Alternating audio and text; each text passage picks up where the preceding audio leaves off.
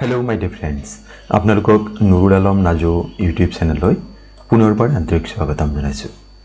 আজিৰ বিষয়বস্তু social studies, সমাজ অধ্যয়ন সম্পৰ্কে, সমাজ বিজ্ঞান সম্পৰ্কে আজিৰ ভিডিঅ'ত আমি অতি দৰকাৰী 50টা প্ৰশ্ন লৈছোঁ। প্ৰশ্নসমূহ খুবেই দৰকাৰী আৰু এই প্ৰশ্নসমূহ বৰ্তমান সময়ত DLED বা BEd এণ্ট্ৰেন্স এক্সামৰ বাবে প্ৰস্তুতি চলাই থকা বন্ধু বান্ধৱীসকলৰ বাবে বিশেষভাৱে উপযোগী। ইয়াৰ উপৰি এই প্ৰশ্নসমূহ অসম চৰকাৰৰ দ্বাৰা আয়োজিত যিকোনো প্ৰতিযোগিতামূলক পৰীক্ষাৰ বাবে বৰকে গুৰুত্বপূৰ্ণ, গতিকে সম্পূৰ্ণকৈ ভিডিঅ'টি চাওঁ বুলি অনুৰোধ জনালোঁ। আহকচোন বাৰু আজিৰ প্ৰশ্নোত্তৰসমূহ বিতংকৈ জানি লওঁ। প্ৰথম প্ৰশ্ন দি আছে, which of the following countries has the longest written constitution? নিম্নলিখিত কোনখন দেশৰ সংবিধান বিশ্বৰ দীৰ্ঘতম লিখিত সংবিধান? চীন, ভাৰতবৰ্ষ, ৰাছিয়া, আমেৰিকা যুক্তৰাষ্ট্ৰ। শুদ্ধ উত্তৰ হৈছে ভাৰতবৰ্ষ। ভাৰতবৰ্ষৰ সংবিধানখন বিশ্বৰ দীৰ্ঘতম লিখিত সংবিধান হয়। পৰৱৰ্তী প্ৰশ্ন, the first session of the constituent assembly was held on? সংবিধান সভাৰ প্ৰথম অধিৱেশন কেতিয়া অনুষ্ঠিত হৈছিল? ইয়াৰ শুদ্ধ বিকল্প হ'ব 9th of December 1946। আমাৰ ভাৰতীয় সংবিধানখন সংবিধান সভাৰ দ্বাৰা প্ৰণীত হয়। এই সংবিধান সভাৰ প্ৰথম বৈঠক অনুষ্ঠিত হৈছিল 1946 চনৰ 9 ডিচেম্বৰ তাৰিখে আৰু প্ৰথম অধিৱেশনৰ সভাপতি আছিল ডক্টৰ সচিদানন্দ সিনহা আৰু সেই সভাতেই ডক্টৰ ৰাজেন্দ্ৰ প্ৰসাদ তেখেতক ভাৰতৰ সংবিধান সভাৰ স্থায়ী সভাপতি হিচাপে নিযুক্তি দিয়া হৈছিল। The Constituent Assembly set up a drafting committee on 29th of August 1947 under the chairmanship of 1947 চনৰ 29 আগষ্ট তাৰিখে সংবিধান সভাই কাৰ সভাপতিত্বত খচৰা সমিতি গঠন কৰিছিল? বা পোনপটীয়াকৈ প্ৰশ্ন এনেকৈ সুধিব পাৰে, ভাৰতীয় সংবিধানৰ খচৰা সমিতিৰ সভাপতি কোন আছিল? ইয়াৰ উত্তৰ হ'ব ডক্টৰ B.R. আম্বেদকাৰ। ইয়াত আৰু এটা কথা জানিলোঁ যে সংবিধান সভাৰ খচৰা সমিতি কেতিয়া গঠন কৰা হৈছিল? 1947 চনৰ 29 আগষ্ট তাৰিখে। Doctor B.R. আম্বেদকাৰ তেখেতক father of the Indian constitution বুলিও জনা যায়। ভাৰতীয় সংবিধানৰ পিতৃ বুলি ক'লেও ডক্টৰ B.R. আম্বেদকাৰ তেখেতক বুজায়। The treaty of Yandabo was child on? কোন চনত ইয়াণ্ডাবু চুক্তি স্বাক্ষৰিত হৈছিল? ইয়াৰ শুদ্ধ উত্তৰ হৈছে 1826 চনৰ 24 ফেব্ৰুৱাৰী তাৰিখে ইয়াণ্ডাবু চুক্তি স্বাক্ষৰিত হৈছিল। হু is the first chief election commissioner of India? ভাৰতৰ প্ৰথম মুখ্য নিৰ্বাচনী বিষয়া কোন আছিল? ইয়াত যিখিনি বিকল্প দি আছে তাৰ শুদ্ধ বিকল্প হ'ব সুকুমাৰ সেন। অপশ্যন আমাৰ কি হ'ব? এ শুদ্ধ উত্তৰ হয়। ইয়াতে দুটা প্ৰশ্ন আমাক অধিকভাৱে জানি লওঁ যে এই ইলেকশ্যন কমিশ্যন যিটো নিৰ্বাচন আয়োগ গঠন হৈছিল 1950 চনৰ 25 জানুৱাৰী তাৰিখে আৰু সেইবাবে প্ৰতি বছৰে 25 জানুৱাৰী দিনটো নেশ্যনেল ভোটাৰ্ছ ডে হিচাপে পালন কৰা হয়। অন্য এটা প্ৰশ্ন যে অসমৰ পৰা নিৰ্বাচনী আয়ুক্ত হিচাপে কাৰ্যনিৰ্বাহ কৰা ব্যক্তিগৰাকীৰ নাম কি? উত্তৰ হ'ব Harishankar Brahma. Who is the first education minister of India? ভাৰতৰ প্ৰথম শিক্ষামন্ত্ৰী কোন আছিল? ইয়াৰ শুদ্ধ উত্তৰটি হ'ব মৌলানা আবুল কালাম আজাদ। পৰৱৰ্তী প্ৰশ্ন, হু is the first female prime minister of India? ভাৰতৰ প্ৰথম মহিলা প্ৰধানমন্ত্ৰী কোন আছিল? সুচেতা কৃপালিনী, ইন্দিৰা গান্ধী, বিজয়া লক্ষ্মী পণ্ডিত, কিৰণ বেদী। শুদ্ধ উত্তৰটি হৈছে ইন্দিৰা গান্ধী। তেখেত ভাৰতৰ প্ৰথমগৰাকী মহিলা প্ৰধানমন্ত্ৰী আছিল আৰু অন্য এটা প্ৰশ্নৰ কাৰণেও দৰকাৰী হয়, জিকেৰ ক্ষেত্ৰত ভাৰত ৰত্ন বঁটা লাভ কৰা প্ৰথম মহিলা ইন্দিৰা গান্ধী হয় আৰু কিৰণ বেদী আছিল ভাৰতৰ প্ৰথমগৰাকী মহিলা IPS officer. Indira Gandhi, Nehru's daughter, succeeded Lal Bahadur Shastri in 1966 to become the country's first female prime minister.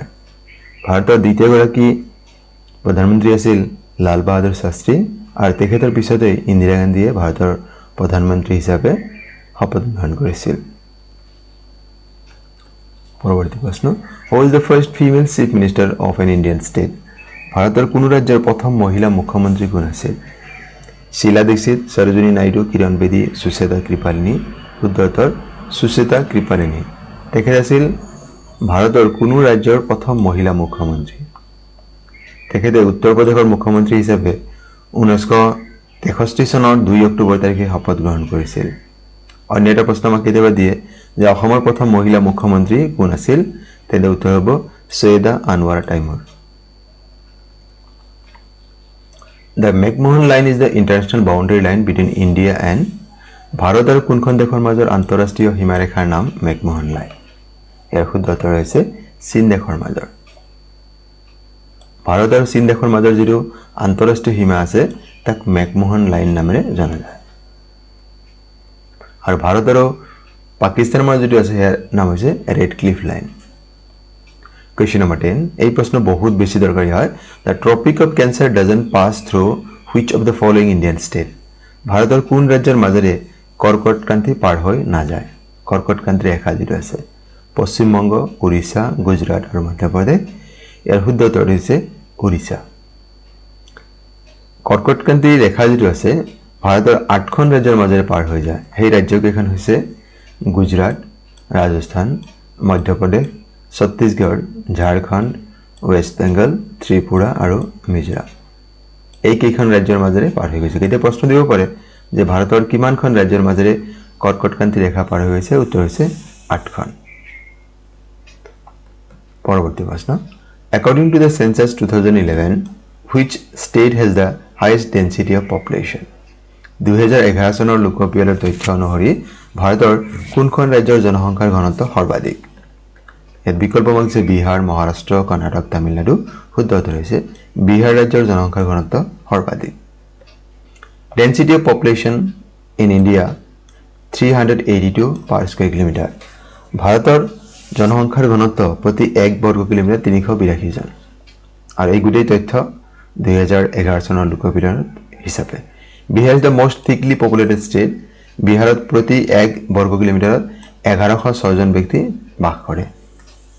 তাৰপিছত আছে ৱেষ্ট বেংগল আৰু তাৰপিছত আছে Kerala. Lowest density of among states Arunachal Pradesh. আৰু অসমৰ জনসংখ্যাৰ ঘনত্ব হৈছে 398 জন প্ৰতি 1 বৰ্গ কিলোমিটাৰত। আৰু হাইয়েষ্ট ডেন্সিটি অসমৰ যদি আমি কওঁ কামৰূপ মেট্ৰ', আৰু লয়েষ্ট ডেন্সিটি হৈছে ডিমা হাছাও। গতিকে এনেধৰণৰ প্ৰশ্ন আমাক দিয়াৰ বহুত বেছি সম্ভাৱনা থাকে, কাইণ্ডলি নোট ডাউন কৰি ল'ব। পৰৱৰ্তী প্ৰশ্ন, Which Indian state is known as the land of rising sun? ভাৰতৰ কোনখন ৰাজ্যক সূৰ্য উদয়ৰ ভূমি বুলি জনা যায়? মেঘালয়, অৰুণাচল প্ৰদেশ, মিজোৰাম, নাগালেণ্ড। শুদ্ধ উত্তৰ হৈছে অৰুণাচল প্ৰদেশ। কেতিয়াবা দিব পাৰে প্ৰশ্নটি যে ভাৰতৰ একেবাৰে পূব প্ৰান্তত অৱস্থিত ৰাজ্যখনৰ নাম, তথাপি অৰুণাচল প্ৰদেশ। আৰু ভাৰতৰ একেবাৰে পূব প্ৰান্তৰ যিটো ঠাই ইষ্টাৰ্ণ মোষ্ট পইণ্ট যদি কোৱা হয় কিবিথু, এই ঠাইডোখৰ অৰুণাচল প্ৰদেশত আছে।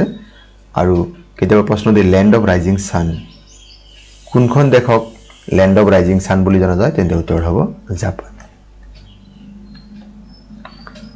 What is the capital city of Lakshadweep Island? Lakshadweep দ্বীপপুঞ্জৰ ৰাজধানী কি? পোৰ্ট ব্লেয়াৰ, কাৱাৰেথি, পানাজী, আইজল। ইয়াৰ শুদ্ধ উত্তৰ হৈছে কাৱাৰেথি। অপশ্যন বি আমাৰ কাৰণে শুদ্ধ উত্তৰ হয়। আৰু ইয়াৰ পূৰ্বৰ ৰাজধানী আছিল কোজিকোড়ে। লাক্ষাদ্বীপ সম্পৰ্কে আৰু কেইটামান কথা জানি লওঁ। লাক্ষাদ্বীপ হৈছে ভাৰতৰ ক্ষুদ্ৰতম কেন্দ্ৰীয় শাসিত অঞ্চল আৰু ই আৰৱ সাগৰত অৱস্থিত। ইয়াক পূৰ্বতে লাক্ষাদ্বীপ বুলি জনা গৈছিল আৰু এই লাক্ষাদ্বীপ নামটো 1973 চনৰ 1 নৱেম্বৰৰ পৰা লোৱা হৈছে। 1956 চনৰ 1 নৱেম্বৰ তাৰিখে লাক্ষাদ্বীপক এটি কেন্দ্ৰীয় শাসিত অঞ্চল হিচাপে ঘোষণা কৰা হৈছিল। আৰু ইয়াৰ সাক্ষৰতাৰ হাৰ হৈছে 91.85। ইয়াৰ পুৰুষৰ সাক্ষৰতাৰ হাৰ 95.56 আৰু মহিলাৰ সাক্ষৰতাৰ হাৰ হৈছে 87.95। আৰু ইয়াৰ যিটো অফিচিয়েল লেংগুৱেজ মালায়ালম আৰু ইংলিছ। আৰু এই লাক্ষাদ্বীপ দ্বীপপুঞ্জ কেৰেলা হাইকোৰ্টৰ অন্তৰ্গত, কাৰণ লাক্ষাদ্বীপৰ নিজাকৈ কোনো উচ্চ ন্যায়ালয় নাই।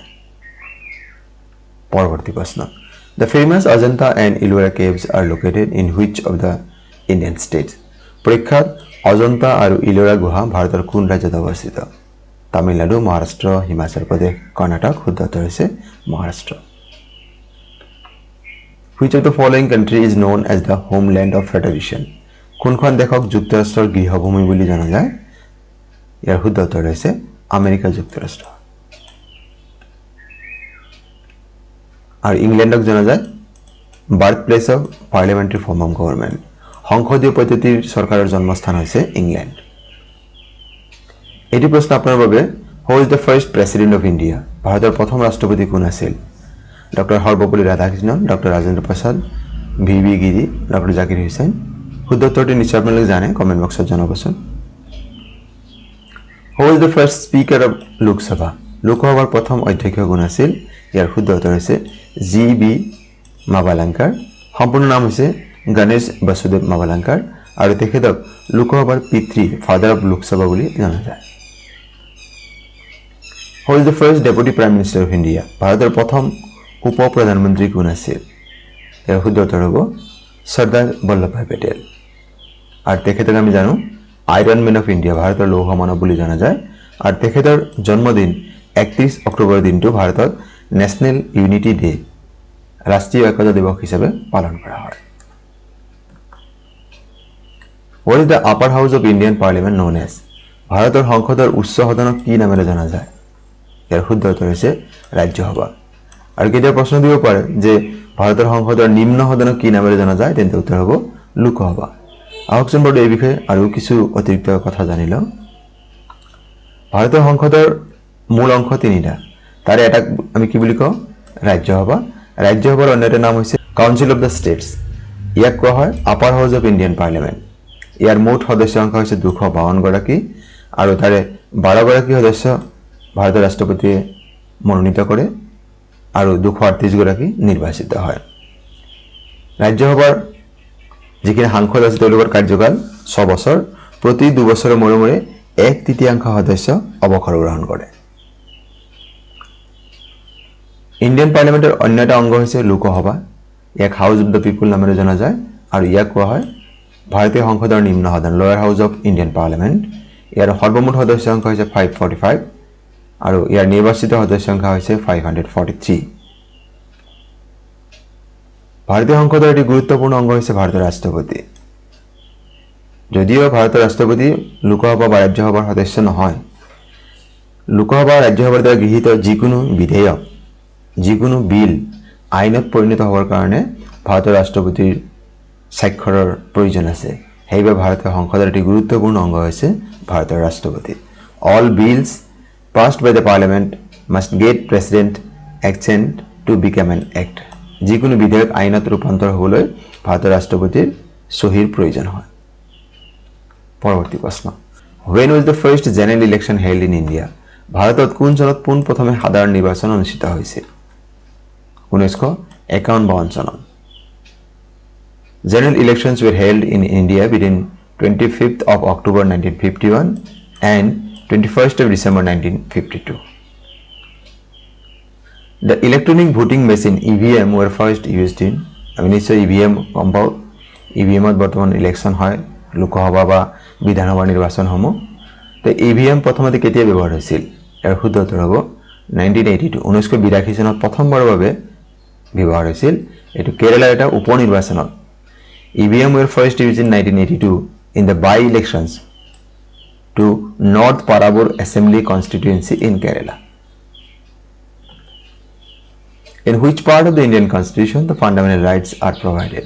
ভাৰতীয় সংবিধানৰ কোন অংশত মৌলিক অধিকাৰৰ বিষয়ে উল্লেখ আছে? ইয়াৰ শুদ্ধ উত্তৰ হৈছে পাৰ্ট 3। 3 নম্বৰ খণ্ডত মৌলিক অধিকাৰৰ বিষয়ে উল্লেখ আছে। Part 3 of the Indian constitution মৌলিক অধিকাৰ আছে গম পালো। আৰ্টিকল 12 পৰা 35 লৈকে মৌলিক অধিকাৰৰ বিষয়ে উল্লেখ আছে। ভাৰতীয় সংবিধান যেতিয়া গৃহীত হৈছিল 1949 চনৰ 26 নৱেম্বৰত, সেই সময়ত ভাৰতীয় সংবিধান 7টা মৌলিক অধিকাৰৰ বিষয়ে উল্লেখ আছিল। বৰ্তমান 6টা মৌলিক অধিকাৰ আছে আৰু এটা মৌলিক অধিকাৰ বাদ দিয়া হৈছে, সেয়া হৈছে ৰাইট টু প্ৰপাৰ্টি। আৰু ৰাইট টু প্ৰপাৰ্টি বৰ্তমান এটা লিগেল ৰাইট হয়। 44th এমেণ্ডমেণ্ট 1978ৰ এই ৰাইট টু প্ৰপাৰ্টিক মৌলিক অধিকাৰ তালিকাৰ পৰা বাদ দিয়া হৈছে। Indian constitution borrows the federal system from the constitution of which country? ভাৰতীয় সংবিধানে যুক্তৰাষ্ট্ৰীয় শাসন ব্যৱস্থাৰ ধাৰণাটো কোন দেশৰ সংবিধানৰ পৰা লৈছে? বিকল্প হৈছে চীন, কানাডা, জাপান, অষ্ট্ৰেলিয়া। শুদ্ধ উত্তৰ হৈছে কানাডা। যদিও যুক্তৰাষ্ট্ৰীয় শাসন ব্যৱস্থাৰ গৃহভূমি ক'লে আমেৰিকা যুক্তৰাষ্ট্ৰক বুজায়, কিন্তু আমি কানাডাৰ যিটো যুক্তৰাষ্ট্ৰীয় ব্যৱস্থা আছে সেইটোহে মানি চলো। In which year was the Constitution of India amended for the first time? কোন চনত ভাৰতীয় সংবিধান প্ৰথমবাৰৰ বাবে সংশোধন কৰা হৈছিল? 1951 চনত। By which Constitution Amendment Act the voting age was reduced from 21 to 18 years? কিমান চনত সংবিধান সংশোধনৰ জৰিয়তে ভাৰতত ভোটাধিকাৰৰ বয়স 21 বছৰৰ পৰা 18 বছৰলৈ হ্ৰাস কৰা হৈছিল? আমি নিশ্চয় গম পাওঁ যে ভাৰতত এজন ভোটাৰ হোৱাৰ বাবে ন্যূনতম বয়স 18 হয়। পূৰ্বতে এই বয়স 21 আছিল। কেতিয়াৰ পৰা এইটো কমাই দিয়া হৈছে? ইয়াৰ শুদ্ধ উত্তৰ হৈছে 61st এমেণ্ডমেণ্ট, 61তম যদি এমেণ্ডমেণ্ট আছিল 1989 চনত, সেই সংশোধনৰ জৰিয়তে এই ভোটাধিকাৰৰ বয়স 21 বছৰৰ পৰা 18 বছৰলৈ হ্ৰাস কৰা হৈছিল। Which constitutional amendment is related to the Anti-Defection Act? কিমানতম সংবিধান সংশোধনী দলত্যাগ বিৰোধী আইনৰ লগত জড়িত? ইয়াৰ শুদ্ধ উত্তৰ হৈছে 52nd Amendment Act। 52তম সংবিধান সংশোধনী দলত্যাগ বিৰোধী আইনৰ লগত জড়িত, আৰু এই সংবিধান সংশোধনী 1985 চনত কৰা হৈছিল। On Independence Day, the Prime Minister of India hoists our tricolor flag at? স্বাধীনতা দিৱসৰ দিনা ভাৰতৰ প্ৰধানমন্ত্ৰীয়ে ত্ৰিৰংগা পতাকাখন ক'ত উদ্বোধন কৰে? নতুন দিল্লীত অৱস্থিত লালকিল্লাত। Who designed the present national flag of India? এইটো বহুত দৰকাৰী প্ৰশ্ন। ভাৰতত যি ৰাষ্ট্ৰীয় পতাকা আছে, এই ৰাষ্ট্ৰীয় পতাকাখন আৰ্হি কোনে প্ৰস্তুত কৰিছে? ইয়াৰ শুদ্ধ উত্তৰ হৈছে অপশ্যন বি যদি দিয়া আছে পিংগলি ভেংকায়া।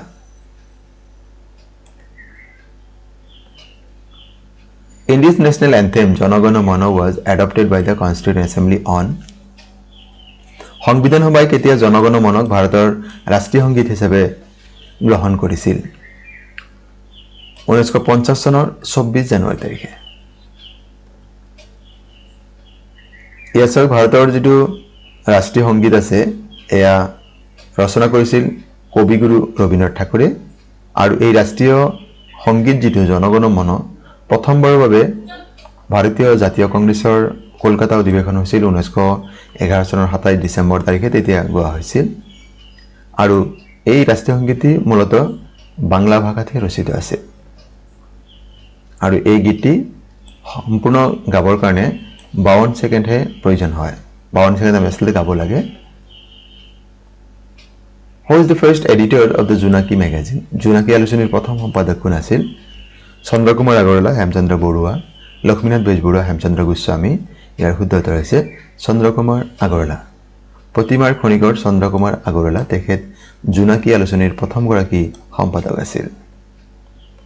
কেতিয়াবা প্ৰশ্ন দিয়ে জোনাকী যুগৰ ত্ৰিমূৰ্তি বুলি ক'লে কোন কেইজন ব্যক্তিক বুজায়? তেন্তে উত্তৰ হ'ব চন্দ্ৰকুমাৰ আগৰৱালা, লক্ষ্মীনাথ বেজবৰুৱা আৰু হেমচন্দ্ৰ গোস্বামী। এই তিনিজন ব্যক্তিক জোনাকী যুগৰ ত্ৰিমূৰ্তি বুলি জনা যায়। Who appoints the chairman of the UPSC? Who appoints the chairman of the Union Public Service Commission UPSC? কেন্দ্ৰীয় লোকসেৱা আয়োগৰ অধ্যক্ষক কোনে নিয়োগ কৰে?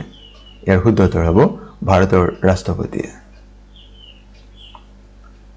কেন্দ্ৰীয় লোকসেৱা আয়োগ UPSCৰ চেয়াৰমেন আৰু অন্যান্য সদস্যসকলে 5 বছৰ কাৰ্যকাল তেওঁলোকৰ, বা যদি তেওঁলোকৰ কাৰোবাৰ বয়স আগতে 65 হয়, মানে যিটো আগতে হয় 65 বছৰ বয়স, সৰ্বোচ্চ মানে 65 এজত তেওঁলোকে অৱসৰ গ্ৰহণ কৰিব লাগে। পৰৱৰ্তী প্ৰশ্ন, How many fundamental duties are mentioned in the Constitution of India at present time? ভাৰতীয় সংবিধানত বৰ্তমান সময়ত কিমানটা মৌলিক কৰ্তব্যৰ বিষয়ে উল্লেখ আছে? বৰ্তমান সময়ত 11টা আছে। ইয়াৰ পূৰ্বে এই সংখ্যা 10টা আছিল, এটা পিছত সংযোজন কৰা হৈছে। 2002 চনৰ 86তম সংবিধান সংশোধনৰ জৰিয়তে 11 নম্বৰ যিটো মৌলিক কৰ্তব্য সেয়া সংযোজন কৰা হৈছিল, আৰু এই 11 নম্বৰ মৌলিক কৰ্তব্যটো হৈছে to provide opportunities for education to a child or ward between the age of 6 to 14 years. 6 পৰা 16 বছৰৰ তলৰ শিশুক বিনামূলীয়া আৰু বাধ্যতামূলক শিক্ষা প্ৰদান কৰিব লাগে। এয়া 11 নম্বৰ মৌলিক কৰ্তব্য হয়। The President of India enjoys emergency powers of ভাৰতৰ ৰাষ্ট্ৰপতিৰ কিমান প্ৰকাৰৰ জৰুৰীকালীন ক্ষমতা আছে ইয়াৰ শুদ্ধ উত্তৰ হৈছে 3 প্ৰকাৰৰ হেকেৰে কি আছে আৰ্টিকেল 352 মতে ন্যাশনাল ইমাৰ্জেন্সি ৰাষ্ট্ৰীয় জৰুৰীকালীন অৱস্থা আৰ্টিকেল 356 স্টেট ইমাৰ্জেন্সি যাক আমি প্ৰেসিডেন্ট ৰুল বুলি কওঁ ৰাষ্ট্ৰপতি শাসন আৰু আন্ডাৰ আৰ্টিকেল 360 এয়া হৈছে ফাইনান্সিয়েল ইমাৰ্জেন্সি অৱশ্যে ভাৰতত এতিয়ালৈকে ফাইনান্সিয়েল ইমাৰ্জেন্সি এতিয়ালৈকে ঘোষণা হোৱা নাই The minimum age of Indian citizens to be eligible to become the Vice President of India is ভাৰতৰ উপৰাষ্ট্ৰপতি পদৰ নিৰ্বাচনত প্ৰতিদ্বন্দ্বিতা কৰিবলৈ প্ৰাৰ্থীৰ ন্যূনতম বয়স কিমান হ'ব লাগে ইয়াৰ শুদ্ধ উত্তৰ হৈছে 35 ইয়াৰ্ছ ৰাষ্ট্ৰপতি বা উপৰাষ্ট্ৰপতি দুইটা পদৰ বাবে নিৰ্বাচনত প্ৰতিদ্বন্দ্বিতা কৰিবলৈ এজন ব্যক্তিৰ ন্যূনতম বয়স 35 বছৰ হ'ব লাগে ইয়াত আৰু এটা তালিকা আছে যে বিভিন্ন পদৰ বাবে কিমান বয়স ন্যূনতম বয়স হ'ব লাগে আমি ইতিমধ্যে গম পালো যে ৰাষ্ট্ৰপতি আৰু উপৰাষ্ট্ৰপতি পদৰ বাবে কিমান বয়স হ'ব লাগে 35 ইয়াৰ্ছ ৰাজ্যসভাৰ সদস্য হ'বলৈ এজন ব্যক্তিৰ বয়স 30 বছৰ হ'ব লাগে লোকসভাৰ সদস্য হ'ব লাগে এই লোকসভা হ'ব লাগিছিল লোকসভাৰ কাৰণে 25 বছৰ মেম্বাৰ অফ লেজিসলেটিভ কাউন্সিল 30 বছৰ আৰু বিধানসভা মেম্বাৰ অফ লেজিসলেটিভ এছেম্বলি ইয়াৰ কাৰণে লাগে 25 বছৰ ৰাজ্যপাল হ'বৰ কাৰণে গভৰ্ণৰ হ'বৰ কাৰণে বয়স লাগে 35 ইয়াৰ্ছ আৰু পঞ্চায়ত সদস্যৰ বাবে এজন প্ৰাৰ্থীৰ ন্যূনতম বয়স হ'ব লাগে 21 বছৰ Bodoland Territorial Council is a result of which of the following constitutional provision নিম্নলিখিত কোনটো সাংবিধানিক ব্যৱস্থাৰ আধাৰত Bodoland Territorial Council সৃষ্টি হৈছে ইয়াৰ শুদ্ধ উত্তৰ হৈছে 6th schedule ষষ্ঠ অনুসূচীৰ জৰিয়তে Bodoland Territorial Council সৃষ্টি হৈছে BTC How many members get elected from Assam to Lok Sabha? লোকসভালৈ অসমৰ কিমানজন সদস্য নিৰ্বাচিত হয় ইয়াৰ উত্তৰটো হৈছে লোকসভালৈ অসমৰ পৰা 14 গৰাকী সদস্য নিৰ্বাচিত হয় অন্য এটা প্ৰশ্ন দিব পাৰে ৰাজ্যসভালৈ অসমৰ কিমানজন সদস্য নিৰ্বাচিত হয় তেন্তে উত্তৰ হ'ব 7 জন Who is the ex-officio chairman of the Rajya Sabha? এই প্ৰশ্ন বহুত বেছিকৈ দিয়ে ৰাজ্যসভাৰ প্ৰধান সভাপতি কোন বা ৰাজ্যসভাৰ কামকাজ কোনে চোৱাচিতা কৰে ইয়াৰ উত্তৰ হ'ব ভাইস প্ৰেসিডেন্ট অফ ইন্ডিয়া ভাৰতৰ উপৰাষ্ট্ৰপতি He administers all the functions of the Rajya Sabha How many schedules are there in the Indian Constitution at present time ভাৰতীয় সংবিধান বৰ্তমান সময়ত কিমানটা অনুসূচী আছে ইয়াৰ উত্তৰ হৈছে ভাৰতীয় সংবিধান বৰ্তমান 12টা অনুসূচী আছে Who is the first female speaker of Lok Sabha লোকসভাৰ প্ৰথম মহিলা অধ্যক্ষা কোন আছিল ইয়াৰ উত্তৰ হ'ব মীৰা কুমাৰ তেখেতে 2009 চনৰ 3 জুন তাৰিখে লোকসভাৰ প্ৰথম মহিলা অধ্যক্ষা হিচাপে বিনা প্ৰতিদ্বন্দ্বিতাৰে নিৰ্বাচিত হৈছিল আৰু যদি প্ৰশ্ন হয় লোকসভাৰ দ্বিতীয়গৰাকী মহিলা অধ্যক্ষা তেন্তে উত্তৰ হ'ব সুমিত্ৰা মহাজন তেখেতে 2014 চনৰ 15 জুনৰ পৰা 2019 চনৰ 17 জুনলৈকে কাৰ্যনিৰ্বাহ কৰিছিল লোকসভাৰ অধ্যক্ষ হিচাপে The first meet of Niti Aayog was held on নীতি আয়োগৰ প্ৰথম বৈঠক কেতিয়া অনুষ্ঠিত হৈছিল ইয়াৰ শুদ্ধ উত্তৰ হ'ব 8th of February 2015 The first meeting of Niti Aayog was chaired by Narendra Modi on 8th of February 2015 নীতি আয়োগ সম্পৰ্কে প্ৰায় প্ৰশ্ন দিয়ে দেখা যায় গতিকে আমি আৰু বিতংক জানি ললে ভাল নীতি আয়োগ গঠন হৈছিল 2015 চনৰ 1 জানুৱাৰী তাৰিখে নীতি ইয়াৰ সম্পূৰ্ণ ৰূপ হৈছে national institution for transforming India NITI আয়োগৰ অধ্যক্ষ হৈছে ভাৰতৰ প্ৰধানমন্ত্ৰী আৰু নীতি আয়োগ পূৰ্বৰ যেটো প্ল্যানিং কমিশন বা পৰিকল্পনা আয়োগ আছিল তাৰ পৰিৱৰ্তে গঠন কৰা হৈছে আৰু পৰিকল্পনা আয়োগ গঠন হৈছিল 1950 চনৰ 15 মাৰ্চ তাৰিখে নীতি আয়োগৰ মুখ্য কাৰ্যালয় হৈছে নতুন দিল্লীত Which of the following is the coldest planet of our solar system আমাৰ সৌৰজগতৰ আটাইতকৈ শীতলতম গ্ৰহটোৰ নাম কি ইয়াৰ শুদ্ধ উত্তৰ হৈছে নেপচুন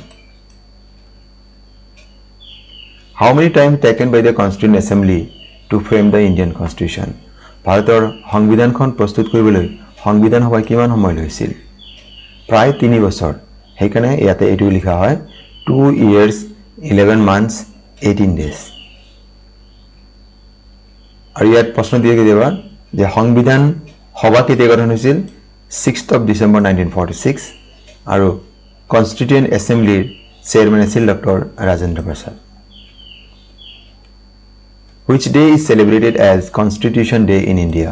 ভাৰতত কোন তাৰিখে সংবিধান দিৱস পালন কৰা হয় ইয়াৰ উত্তৰ হৈছে 26th of November 26 নৱেম্বৰ দিনটো ভাৰতত সংবিধান দিৱস হিচাপে পালন কৰা হয় কিয়নো 1949 চনৰ 26 নৱেম্বৰ তাৰিখে সংবিধান ভাৰতৰ সংবিধান গৃহীত হৈছিল সেইবাবে 26 নম্বৰ দিনটো কনষ্টিটিউশন ডে বা সংবিধান দিৱস হিচাপে পালন কৰা হয় আৰু ভাৰতৰ সংবিধানখন কাৰ্যকৰী হৈছিল 1950 চনৰ 26 জানুৱাৰী তাৰিখৰ পৰা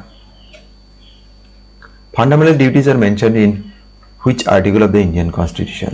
ভাৰতীয় সংবিধানৰ কোন অনুচ্ছেদত মৌলিক কৰ্তব্যৰ বিষয়ে উল্লেখ আছে ইয়াৰ শুদ্ধ উত্তৰ হৈছে আৰ্টিকল 51A ভাৰতৰ সংবিধানৰ মৌলিক কৰ্তব্যসমূহ 4 পাৰ্ট 4A আছে আৰু এই যেটো আইডিয়াটো মৌলিক কৰ্তব্যৰ এয়া ৰাষ্ট্ৰীয় সংবিধানৰ পৰা লোৱা হৈছিল ভাৰতীয় সংবিধানৰ বৰ্তমান 11টা মৌলিক কৰ্তব্যৰ বিষয়ে উল্লেখ আছে ইতিমধ্যে গম পাইছো যে 11 নম্বৰ যেটো ফান্ডামেন্টাল ডিউটি এয়া 86তম সংবিধান সংশোধনৰ জৰিয়তে সংযোগ কৰা হৈছে The number of members included in the Constitution Drafting Committee was ভাৰতীয় সংবিধানৰ খচৰা সমিতিত মুঠ কিমানজন সদস্য আছিল 8957 শুদ্ধ উত্তৰ হৈছে 7জন সদস্য আছিল 7 members ইয়াৰে ডক্টৰ বি আৰ আম্বেদকাৰ তেখেত আছিল সংবিধানৰ খচৰা সমিতিৰ অধ্যক্ষ ইতিমধ্যে আমি আলোচনা কৰিছো বাকি সদস্য কেইজন হৈছে K M Munshi sir Syed Mohammad Saadullah Alladi Krishnaswami Ayyar Gopalaswami Ayyangar B L Mitter D P Khaitan ইয়াৰে ডক্টৰ এই সদস্যসকলৰ ভিতৰত স্যাৰ সৈয়দ মোহাম্মদ সাদুল্লাহ তেখেত অসমৰ আছিল গতিকে মই কেতিয়াবা দিব পাৰে যে ভাৰতৰ সংবিধানৰ খচৰা সমিতিত অসমৰ একমাত্ৰ সদস্যগৰাকী কোন আছিল উত্তৰ হ'ব sir Syed Mohammad Sadullah How many high courts are there in India? Bharat বৰ্তমান কিমানখন উচ্চ ন্যায়ালয় আছে 25খন উচ্চ ন্যায়ালয় আছে ইয়াৰ আটাইতকৈ পুৰণিখন হৈছে কলকাতা হাই কোৰ্ট কেতিয়া গঠন হৈছিল 1862 চনৰ 2 জুলাই তাৰিখে আৰু এটা প্ৰশ্ন আমি জানি ৰাখিলে ভাল যে গুৱাহাটী যেটো উচ্চ ন্যায়ালয় আছে ইয়াক 1948 চনত স্থাপন কৰা হৈছিল Who is the first female governor of an Indian state? ভাৰতৰ যিকোনো ৰাজ্যৰ প্ৰথমগৰাকী মহিলা ৰাজ্যপালৰ নাম কি উত্তৰ হ'ব সৰোজিনী নাইডু তেখেতে 1947 চনৰ 15 আগষ্টৰ পৰা 1949 চনৰ 2 মাৰ্চ লৈকে উত্তৰ প্ৰদেশৰ ৰাজ্যপাল হিচাপে কাৰ্যনিৰ্বাহ কৰিছিল Which of the given amendment in Indian Constitution lead to beginning of the Panchayat Raj in India? সংবিধানৰ কিমানতম সংশোধনৰ জৰিয়তে ভাৰতত পঞ্চায়তী শাসন ব্যৱস্থা প্ৰৱৰ্তন কৰা হৈছে ইয়াৰ শুদ্ধ উত্তৰ হৈছে 73rd Amendment Act আৰু এই সংবিধান সংশোধনী 1992 চনত গৃহীত হৈছিল Purna Swaraj was declared as the aim of Indian National Congress in its dash session কোন অধিৱেশনত পূৰ্ণ স্বৰাজক ভাৰতীয় জাতীয় কংগ্ৰেছৰ মূল উদ্দেশ্য হিচাপে ঘোষণা কৰা হৈছিল এয়া হৈছিল লাহোৰ অধিৱেশন 1929 চনত লাহোৰ অধিৱেশন হৈছিল আৰু সেই অধিৱেশনত পূৰ্ণ স্বৰাজক ভাৰতীয় জাতীয় কংগ্ৰেছৰ মূল উদ্দেশ্য হিচাপে ঘোষণা কৰা হৈছিল আৰু ভাৰতীয় জাতীয় কংগ্ৰেছে 1930 চনৰ 26 জানুৱাৰী দিনটো পূৰ্ণ স্বৰাজ দিৱস হিচাপে পালন কৰিছিল When was India's National Congress formed? ভাৰতীয় জাতীয় কংগ্ৰেছ কেতিয়া গঠন কৰা হৈছিল 1885 চনৰ 28 ডিসেম্বৰ তাৰিখে আৰু ইয়াৰ প্ৰথম গৰাকী সভাপতি আছিল ওমেশ চন্দ্ৰ বেনাৰ্জী আৰু ভাৰতীয় জাতীয় কংগ্ৰেছৰ যদি প্ৰতিষ্ঠাতা বুলি কোৱা হয় তেন্তে নাম হ'ব A.O. হিউম এলেন অক্টিভিয়ান হিউম আৰু ভাৰতীয় জাতীয় কংগ্ৰেছ গঠন হৈছিল বম্বেত আৰু সেই সময়ত ভাৰতৰ গভৰ্ণৰ জেনেৰেল আছিল লৰ্ড ডাফাৰিন Question 49 এই প্ৰশ্ন বহুত বেছি দৰকাৰী হয় প্ৰায় দিয়ে থাকে Who was the political guru of Mahatma Gandhi ji? Mahatma গান্ধীৰ ৰাজনৈতিক গুৰু কোন আছিল ইয়াৰ শুদ্ধ উত্তৰ হ'ব গোপাল কৃষ্ণ গোখলে অপচন ডি আমাৰ কাৰণে শুদ্ধ উত্তৰ আজিৰ ভিডিঅ'ৰ অন্তিম প্ৰশ্ন Who founded the Brahma Samaj? ব্ৰাহ্ম সমাজৰ প্ৰতিষ্ঠাপক কোন আছিল বিকল্প যে মহাদেৱ গোবিন্দ ৰানাডে, লালা লাজপত ৰায়, ৰাজা ৰামমোহন ৰায়, বাল গংগাধৰ তিলক, শুদ্ধ উত্তৰ হৈছে ৰাজা ৰামমোহন ৰায়। এই ব্ৰাহ্ম সমাজ কলকাতাত আৰম্ভ হৈছিল 1828 চনত ৰাজা ৰামমোহন ৰায়ৰ জৰিয়তে, আৰু এই ৰাজা ৰামমোহন ৰায়ক ৰাজা উপাধি দিছিল আকবৰ শাহ দ্বিতীয়, মোগল সম্ৰাট আকবৰ শাহ দ্বিতীয় তেখেতক এই উপাধি দিছিল। আকবৰ শাহ II was the Mughal emperor from 1806 to 1837। গতিকে এইখিনি প্ৰশ্ন আমি জানিলোঁ, আৰু এই প্ৰশ্নখিনি আপোনালোকে নোট ডাউন কৰি ল'ব, আৰু আপোনালোকে পৰৱৰ্তী ভিডিঅ'টো কি টপিকত হোৱাটো বিচাৰিছে আমাক জনালে ভাল পাম। আমি আমাৰ ফালৰ পৰা চেষ্টা কৰিছোঁ যাতে আপোনালোকৰ পৰীক্ষাৰ আগতে আপোনালোকৰ প্ৰয়োজনীয় ভিডিঅ'সমূহ আপোনালোকৰ বাবে আপলোড কৰিব পাৰোঁ। আপোনালোকলৈ বিনম্ৰ অনুৰোধ, যদি প্ৰথমবাৰৰ বাবে আমাৰ চেনেল চাই আছে, এতিয়ালৈকে ছাবস্ক্ৰাইব কৰা নাই আমাৰ চেনেলটি, ছাবস্ক্ৰাইব কৰিব লেখা থাকিল, আৰু ভিডিঅ'সমূহ আপোনালোকৰ বন্ধুবৰ্গৰ সৈতে শ্বেয়াৰ কৰিব। আৰু আজিৰ ভিডিঅ' সম্পূৰ্ণকৈ চোৱাৰ বাবে আপোনালোকক জনাইছোঁ অশেষ অশেষ ধন্যবাদ।